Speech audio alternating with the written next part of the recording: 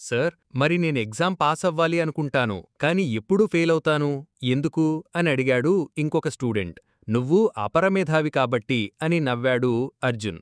వాడికి గోల వాడిది సార్, మీరు చెప్పండి అని ఇంట్రెస్టింగ్గా అడిగాడు ఇంకొకడు. మన మెదడుని 50% ఉపయోగిస్తే ఈ సృష్టిలోని ప్రతి అణువు మన కళ్ల ముందు కదులుతోంది. ఎక్కడ పుట్టిందో కూడా తెలుస్తుంది. కంప్యూటర్లన్నిటినీ హ్యాక్ చెయ్యొచ్చు. ఎలక్ట్రానిక్ డివైజ్ అయిన మనం హ్యాక్ చేయగలము. అదే 80% ఉపయోగిస్తే మనకు ఈ శరీరంలో ఉండాల్సిన అవసరమే ఉండదు. మనం ఏదనుకుంటే అది జరుగుతుంది. కళ్లతో ప్రపంచాన్ని ఆపవచ్చు. అదే 100% వస్తే మనం భూమిని సృష్టించవచ్చు, నాశనము చేయవచ్చు. At the time we are immortals అని అన్నాడు అర్జున్. ఆ మాటలతో అంతా నిశ్శబ్దమయ్యింది. ఇంతలోనే అలారం మోగింది.